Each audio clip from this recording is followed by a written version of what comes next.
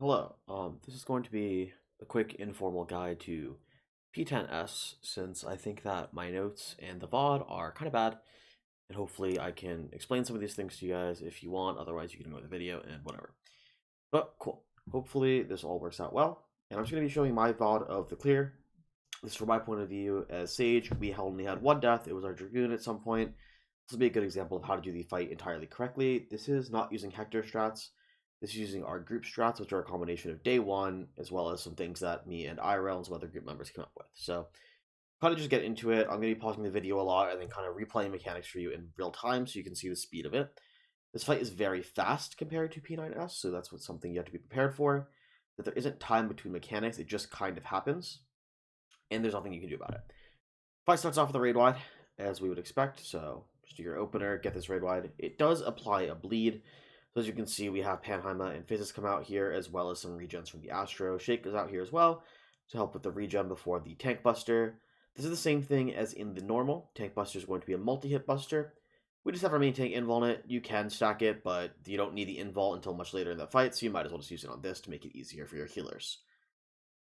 Next up, boss will cast Dividing Wings. This is going to put two little, angel wings on the map. One on the left, one on the right. We're going to see this a bunch. And then you cast Steel Web, and a bunch of things are going to come up on the screen. As you can see, I know this is a really low quality pause, but as you can see, we're going to get two stack markers that show this web around you. And then you can kind of see it here. We're going to get these little white lines, tethers, onto two random players. So in this video, it's on IRL and Damon, one from each of the tethers. To resolve this, we're going to have the tanks and healers group on the left and the DPS group on the right. A random tank or healer will get tethered to one of them, not necessarily the one on the right. They might get tethered to this one, and a DPS will get tethered to one. If you get tethered to opposite ones, make sure you switch sides. And the formation for this looks just like this. We're going to... Oh, I shifted my camera a lot there. So yeah, tanks healers left, DPS right. And you'll see the people who get tethered are going to take their tethers to the north. And the people with the stacks are going to stack in the south, like so. And everything goes off. What's happening here is the players who are tethered are shooting a large conal AoE in their direction. From each of these, this is going to how these tethers are going to work for the entire fight, so make sure that you know this when it comes up later. And the stacked players are going to take a stack for anyone inside the web. Then, just like in the normal, if you took the stack, you're going to get webs between you, and the two tethered players need to come down and break those webs. There's a couple important things that happen here. The players who are in the stack are going to get a bleed for as long as they are tethered to each other. You can see that we all get a stack of bleed right here. If this reaches 6, you instantly die. It's not like the normal where it's just a bleed. It'll stack up over time doing more damage, and you cannot heal through it. You will just die at 6 stacks. To resolve this, we have the players who did not take a bleed come down and break these webs. To break them, you just walk through them, and you'll take the bleed instead. So these two players, IRL and Damon, in my example, are going to be taking heavy dot after they break these webs. And you can see that we lose our stacks, and they gain 3 stacks each. Make sure you keep those two players alive, and we see that it's either going to cast Holy or Circle. Holy means out, Circle means in. Let's rewatch this entire mechanic from the start. Dividing Wings gets casted, and I'll just let the mechanic play out.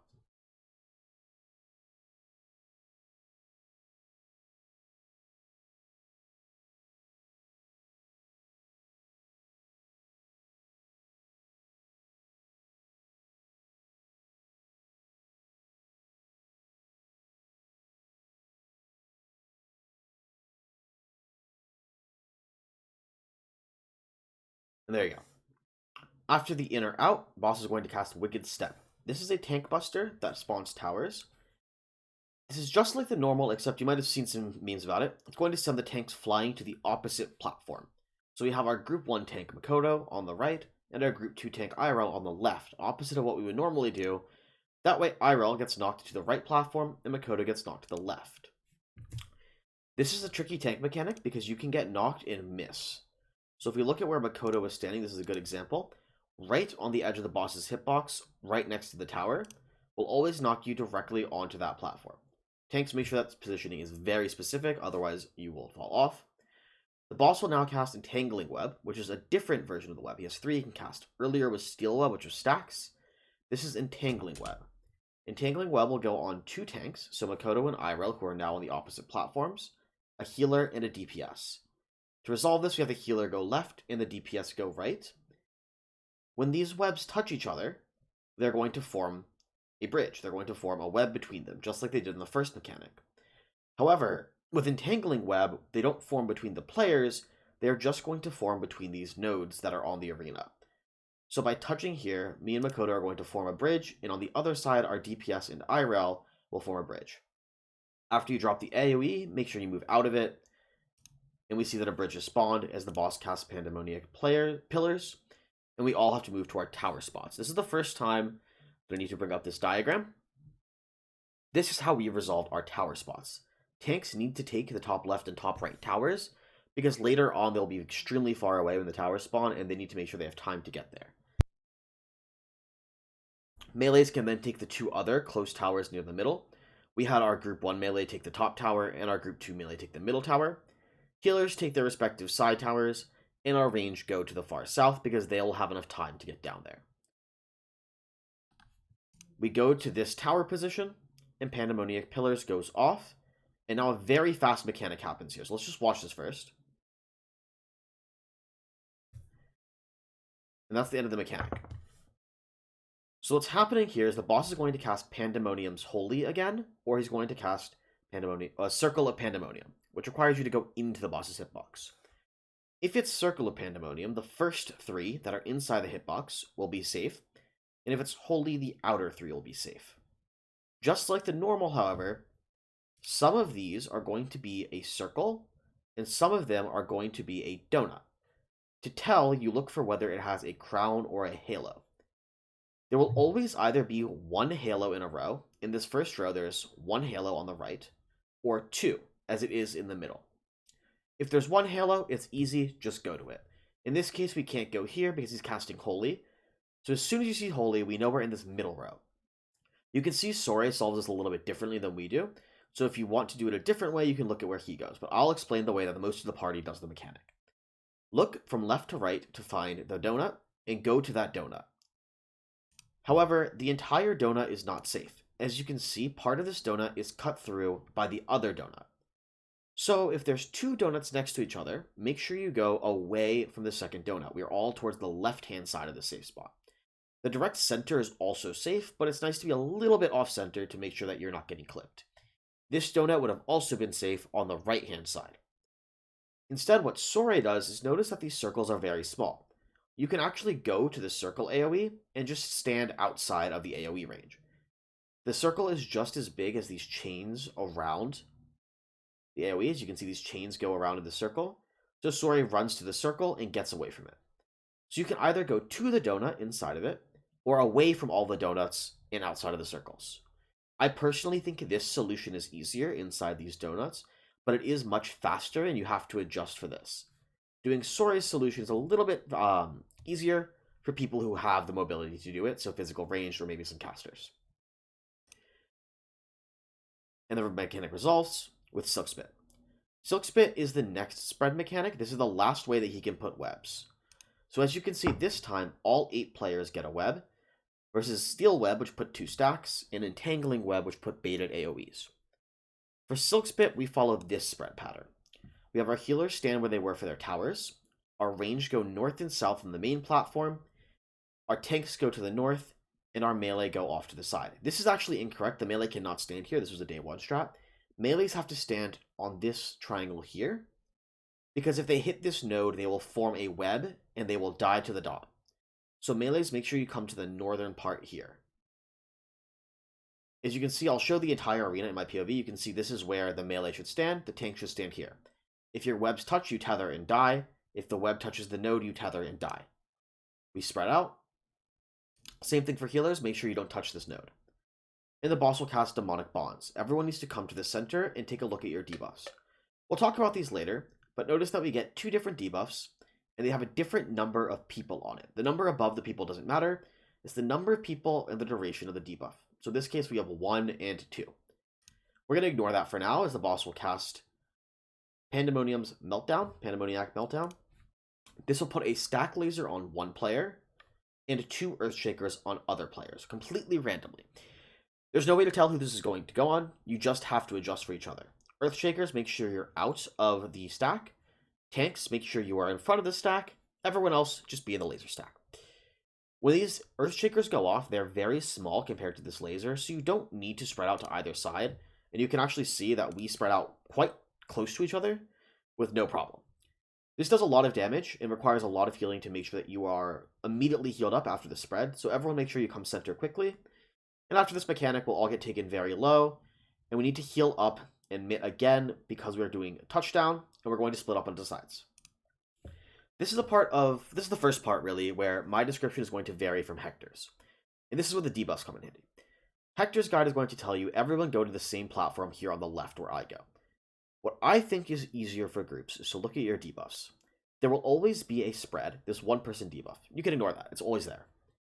Then you will either get an entire role group, in this case DPS, getting a 2-person stack, or you will get one tank healer and one DPS getting a 4-player stack. If it is on each of a role, we need to make sure we're in light parties.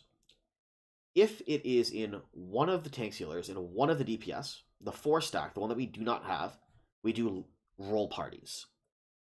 In this case, because we have a 2 stack, we're going to do light parties. So group 1 is left, so 1 tank, 1 healer, and 2 DPS, and group 2 is on the right. Let's watch this go through and see what happens here. We can see that the 1 player is going off first. This timer is shorter, so we're going to first spread. The 1 player indicates a spread. This snapshot is very early. It snapshots when touchdown ends. So you can see as the wings come down, we're already moving to each other, and we do partners next. That's what the 2-player stack means. The reason we split up into light parties is because every DPS had a 2-player stack. So we can't have all the DPS together or they'll kill each other, because they need a second person to stack with. This doesn't do that much damage, as you can see.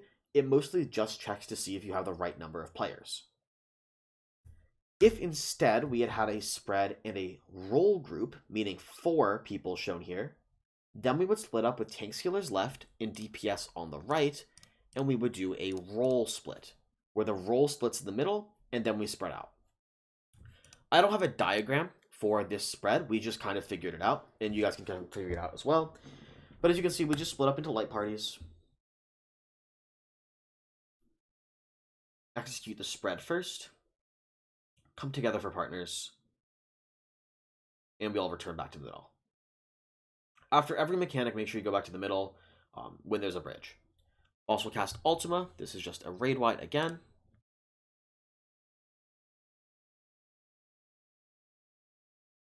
And then there's a Buster.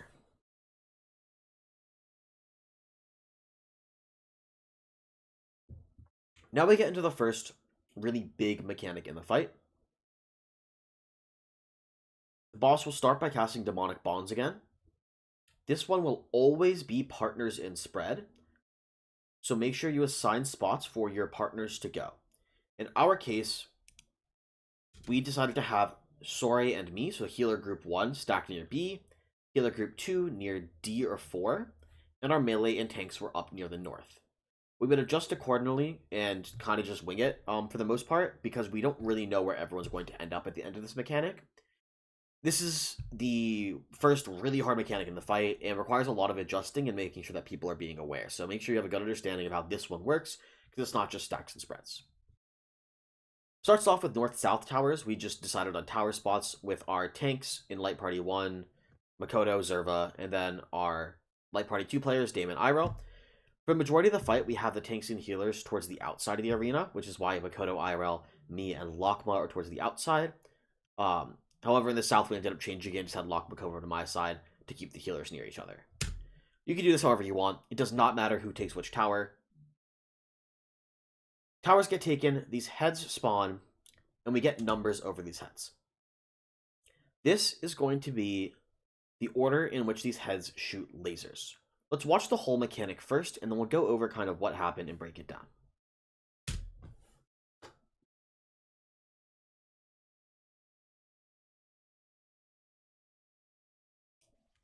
Healer. Ranged. Tank, and then we are spreading.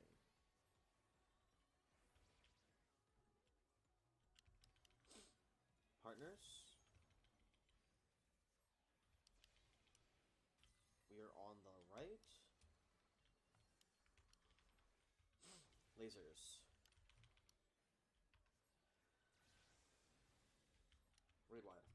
And that's the mechanic.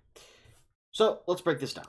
There's obviously a lot going on here. It is the longest mechanic that we've seen so far. Let's break it down all the way back to the beginning. Towers are going to spawn, and we're going to get these heads around the arena. 1 will always be in the north, and then 2 in the south, 3 in the north, 4 in the south. So it's going to go in order north, south, make it easier for all the players. We resolve this. Well, let's explain how the mechanic works first.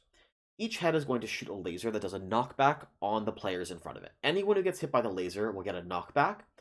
However, only the person who gets hit first will get a darkness resist down debuff.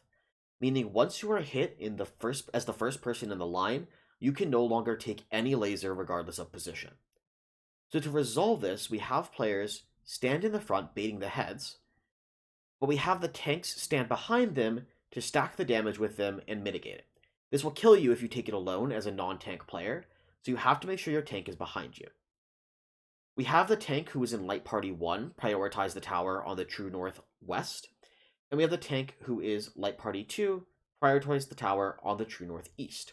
Same thing for the melee, same thing for the ranged, same thing for the healers.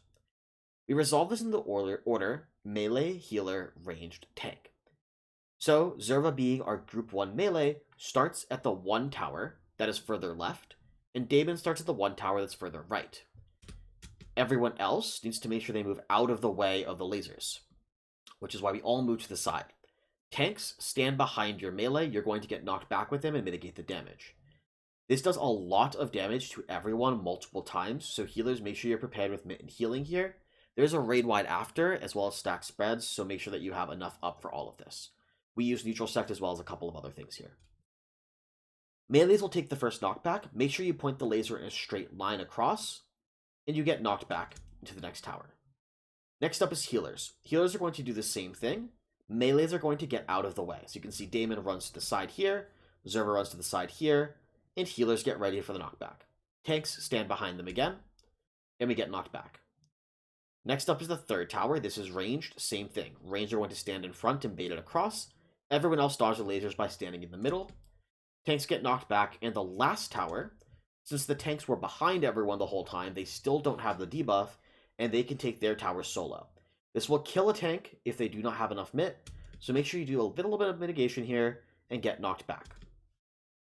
This is the part where I mentioned that we kind of end up in different places every time. You have to use your eyes at the beginning of the mechanic to see where the tanks are going to end up, and make sure that if you're a melee or tank, you're ready to get to them. In this case, our melees knew the tanks were going to end up in these corners, and you can see that Zerva was near Makoto towards the end, and Damon was near Irel, getting ready for the mechanic. Our debuffs are going in order spread, stack. So Zerva and Damon wait, everyone spreads out in pre-positions, and then we have the DPS run to their tank or healer. For us, we have the DPS do the responsibility of moving because the tanks had just moved all the way around and were a little bit disoriented, and healers needed to heal. The boss will then cleave half the arena and do these sideways lasers. None of that is difficult, just dodge it. And then there's a raid wide. Let's watch this through one more time, as this is arguably one of the hardest mechanics in the fight, if not the hardest. There's also a pattern not shown in this video, in which 3 and 4 are across from each other, diagonally, in which case we have the tanks shoot the laser diagonally. If you guys want a video of that, we can post that later, or I can provide some sort of a diagram for that. But it was impossible for the tanks to get to the next tower without it, so we have to do that. The 4th laser goes off. We are all ready to spread because we saw that it was spread earlier. And then we immediately partner stack. Again, they snapshot early, and they do a decent amount of damage to make sure you mitigate it. Dodge to the correct side, and then lasers. You can tell which side to dodge to a little bit earlier by knowing that the boss will always turn its head from the original direction it went out. So in this case, the boss's head came out, pointing towards the right a little bit, so he immediately turns his head to the left instead. Alright, skip ahead a little bit for the raid wide. And then there are going to be 2 tank busters in a row. The first one is this stack buster. At this point, we have invulned the last 2, so neither tank has invuln up, and they have to mit this. This buster does less damage than the tower buster, So save a little bit of MIT because this is followed up by the Tower Buster. Tanks pre-position at their spots for the towers, and they're going to get knocked back onto platforms.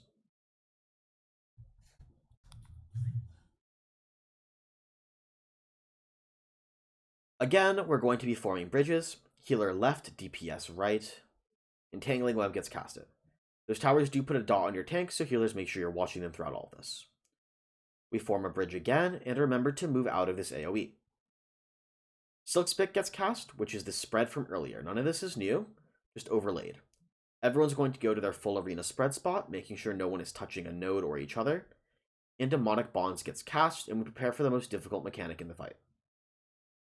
Pandemonic Pillar spawns, and as you can see, our tanks are very far away. They do not want to use Sprint here. You will need it for a later mechanic. That is coming up very soon. So make sure you just immediately run after your AoE goes off. You can Sprint, but I would advise against it. You will make it without Sprint. You can see that Makoto does Sprint here as we take our towers. And we dodge this. Again, it's in this time. The Halo is on the left, so we dodge into it.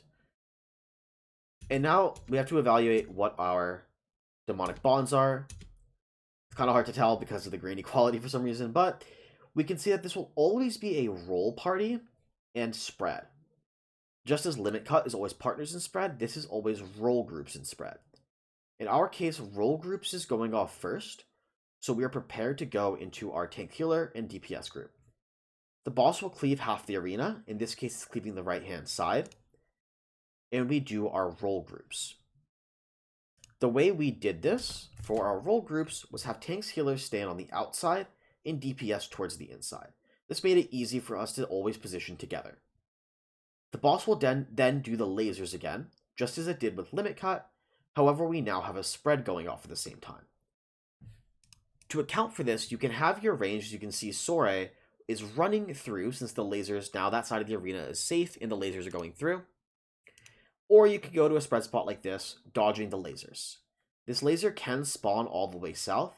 If it does, make sure you give each other enough room to spread out within the laser spots. The spread goes off, and that's the end of the mechanic. This is extremely fast and will require quite a bit of practice to make sure you get the positioning right, remembering the lasers as well. The way that we did this are with these two diagrams. We have the tanks healers on the outside and the DPS on the inside. And we have this as our spreads positions. These are not the correct classes, obviously, for our group, but we had our Group 1 tank, Group 2 tank, Group 2 healer, Group 1 healer. We adjusted this based on the mobility of the healers as well as the mobility of the range. So Sore was the dancer, and I'm a sage, so we went to the bottom of the arena since it's further away, and Astro and Black Mage have less mobility, so they took these spots.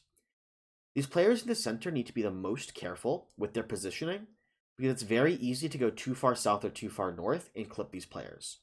Make sure you would realize how large the arena is, and use the squares and lines on the arena to help you out. If you stack on, or spread on every other one of these triangles, there'll be plenty of space.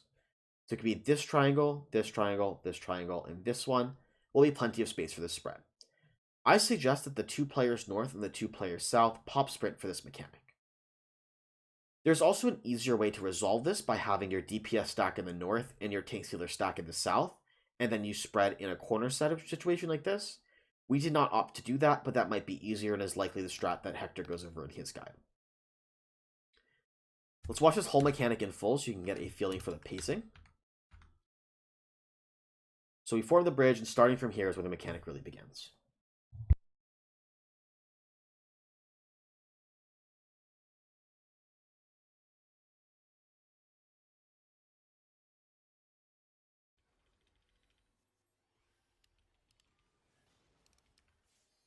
In, left, roll groups first, on the left. Spread, avoid the lasers.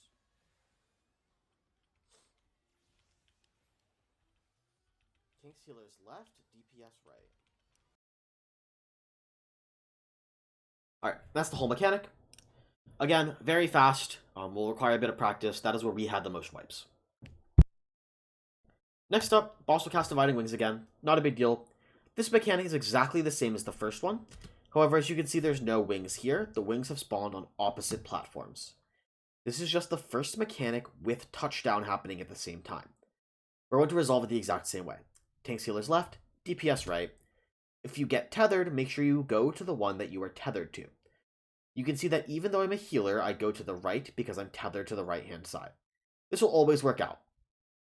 This requires significant mitigation on the players who are going to be breaking these tethers. As you can see, I'm constantly shielding myself here as I'm taking a heavy dot. But we resolve it the exact same way as the first mechanic, and directly afterwards we go center for stacks and earthshakers. There's one very important thing to note about this mechanic, and that is that, as you can see, I didn't use any big mitigation buttons. There's no holos, there's no neutral sect. There is a shake, I believe, here, but for the most part, it is smaller mitigation, because the next mechanic is Harrowing Hell, which is a shield, mit, and healing check.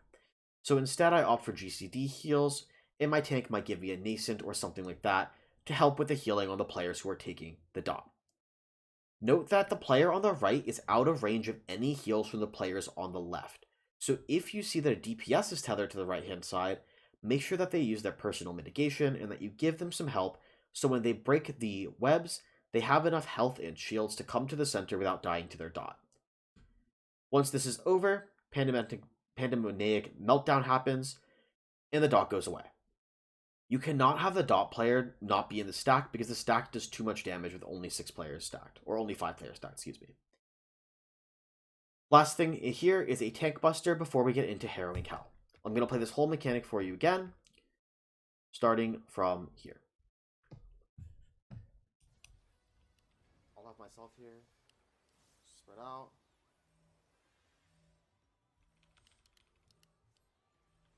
Break webs.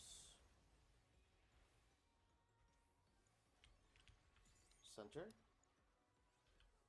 As you can see, breaking the webs is a little bit finicky. Sometimes it doesn't activate. Stack plus Earthshakers.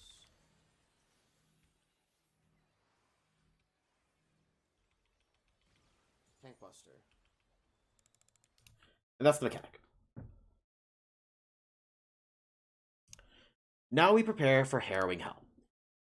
Harrowing Hell is fast, but relatively static, and is a very difficult healing check. We opted for a tank LB, which is what most groups are doing. However, there's a chance you don't have LB up, in which case it's a good idea to plan mitigation. To start, the boss will cast Dividing Wings. Again, this does nothing. The boss will then cast Pandemonic Web, and as you can tell, we're all already spread, as a bunch of things are going to appear on our screen at once. Luckily, this is a little bit patterned since it is a 10 fight and not an ultimate, and so there's a little bit of adjustment you can make. First off, the 2 players will receive a tether from these wings just as before. These will always go on DPS. We've placed the B and D markers directly where the DPS should stand to make it easier. This will be on the line directly outside the boss's hitbox, and it should be pretty easy for the DPS if you put the marker there to know where to go with the Dividing Wings. Tanks and healers do not need to worry about it. The remaining 2 DPS will either get a stack marker, which in this case I believe is on Gwyn, or they'll get a spread, which is on Sore.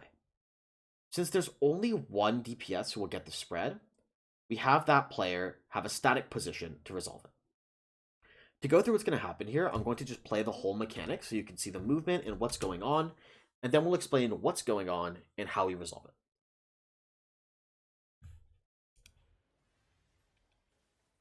Go to your first spots. DPS need to break webs in the middle after. DPS break the webs.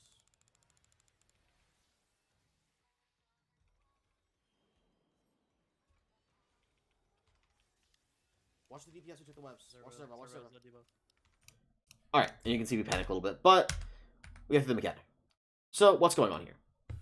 Let's start here, from where everyone is in position. You can see our DPS go further out. It doesn't really matter. Standing here would have been fine, though a little bit further north is better, as these are cones and may clip the south players. So DPS, good on them for adjusting there. 3 players, who will either 2 of them will not receive anything, in this case me and Lakma, and 1 will get a stack. These players need to stand in the middle of the arena. We have a marker here to indicate it, and these 2 players should stand off to the side, just like they did in the rest of the stacks of the fight. These players are not going to get anything right now, and as long as they're spread out in the middle like this, we'll be fine. The remaining 3 players will always be 2 tanks or healers, as well as 1 DPS. That DPS will always go directly south. We have the tanks and healers go to their light parties. In this case, we got Makoto and Iroh, so Makoto being light party 1 went to the left, and Iroh being light party 2 went to the right. Once this all goes off, you can see that the stack will go off, and the people on the bottom connect their AoEs to form a bridge across the bottom. The 3 players in the middle are now tethered together, however, all have spread markers now. We have everyone else come to the middle and just frantically break the webs, and as those webs break, the AoEs on the bottom go off, and the 3 spreads run to the bottom to their respective spots. I am light party 1 healer, Lakma is light party 2 healer, Gwyn is a DPS. Notice how we don't run all the way south, because if we touch this web, we will break it and take a dot. We cannot break this web, it needs to be up. And we once again stack these so they're all touching, and they also need to touch these nodes on the side of the arena. If you're a tank or healer, make sure you're very specific about the positioning. DPS, you have very little responsibility here, just go to the middle. We do this spread, we drop AoEs, and we come center. Forming that bridge at the bottom is required, as this boss will send a knockback that will send you off the arena, unlike the normal. Let's watch this whole mechanic again, now that we understand what's going on.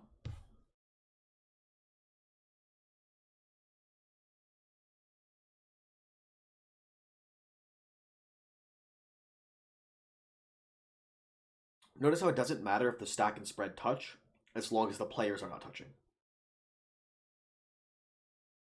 You can see just how little time we had to go south there, so make sure you're very quick about breaking those tethers. Alright, now is Harrowing Hell. This is the same as the normal mode. It is going to be 7 hits of intense physical damage, with some small differences. 1, this does about 100,000 damage per second, which, as you know, is much more than our health bars. To account for this, we drop a lot of MIT early on. Anything that lasts 20 seconds, you can do before he starts the first hit. Anything that lasts 15 seconds, you can do after his second hit and before his third.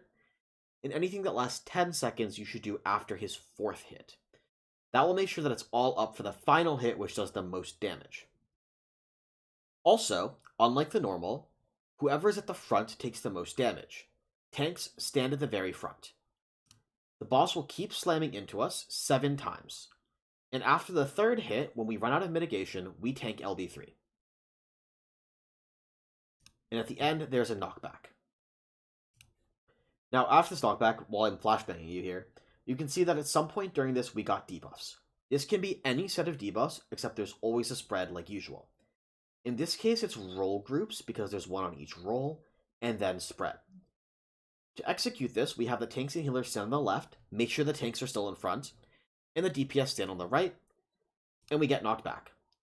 Since it'll always knock you off the arena unless this is completed as a bridge, it doesn't matter if you're standing in the back or front, as long as you're behind the tanks. Now all the tanks and healers are together, and all of the DPS are together. You have about 4 seconds to adjust. We come together, we take the roll groups, and then we spread as if we were in a clock spot. So our melees go up like this, and our healers in range go to the back. Let's watch this editing of Harrowing Hell again. And then I will show a couple of diagrams to help with understanding the exact positions here.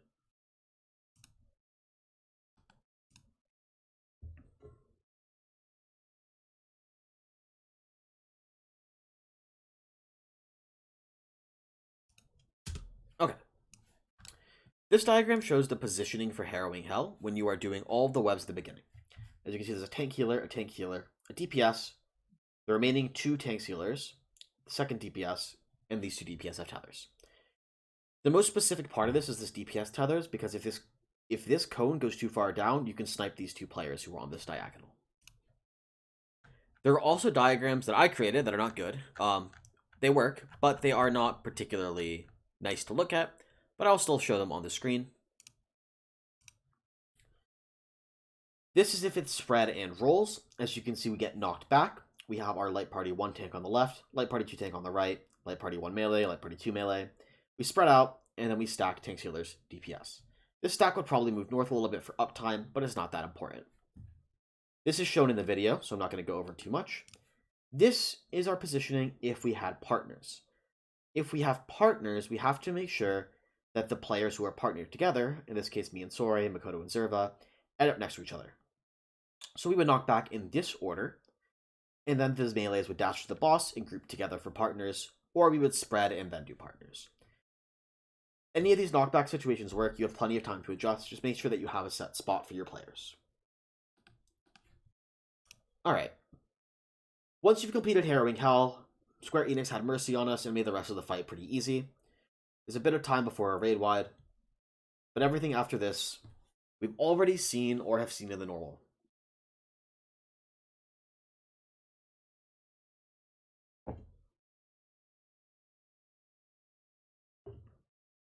Boss will do 2 tank busters in a row here again. Invulns are not up because we have our tanks invuln Harrowing Hell, as that last hit will just simply kill a tank through almost all your mit anyways. And it makes more sense to invuln Harrowing Hell than it does to invuln that. Next up are the tank towers. Since tanks invuln Harrowing Hell, they should have pretty much all of their mit up here, and should be completely fine for these towers. Healers, I recommend saving most of your mit, as we're going to have some more damage towards the end. Entangling Web, same as before. Healer left, DPS right to form a bridge. This can be any healer, it just so happened that I pre-positioned and got it every time, but it can be anyone. After the bridge, we're going to be doing... Once the boss will load... Well, boss loading isn't. Do a mechanic. Parted Plumes. This is the same as the normal. You have to be out of the center, and the boss is going to shoot a bunch of pizza slices around the arena.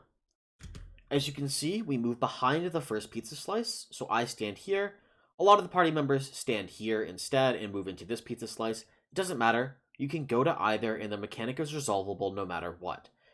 However, if you choose the wrong side by chance, you will need to pop sprint or it will be impossible. Move into the first cleave. I pop sprint here because the boss is cleaving the left side of the arena. As you can see, the middle AoE goes away, and I could have run through the middle. You can just run directly across as the boss cleaves aside. This is followed up by lasers as per normal, and the mechanic is over, and there's an in-out. Damon did not run off the arena. Getting hit gives you Hysteria, which will cause you to run in a random direction. At the very end, the boss will cast Silk Split again, which is just the same spread we've seen a bunch of times before. It's not a big deal if you die before this, just don't run into any of the webs. And we end with another tower set. Everyone makes their towers. We do the in-out, in donut mechanic. We are out on the middle or right. That's from what we talked about before, earlier in the video. And we have one more stack with Earthshakers, and the fight is over. After the stack with Earthshakers, the boss will begin to enrage if you don't kill it in time. However, we get the kill, and that's it. So that's the fight. For the most part, it is just very fast. The mechanics are repeated and layered on top of each other, but there aren't too many to remember, with the exception of Mech 4 and Harrowing Hell. Mech 4 being the same side spread stacks, and Harrowing Hell the big raid wides. I know this is kind of just a lot, and I kind of just spoke at you, but hopefully this is helpful if you actually watch it. And yeah, I'll be coming back maybe for a P11 guide.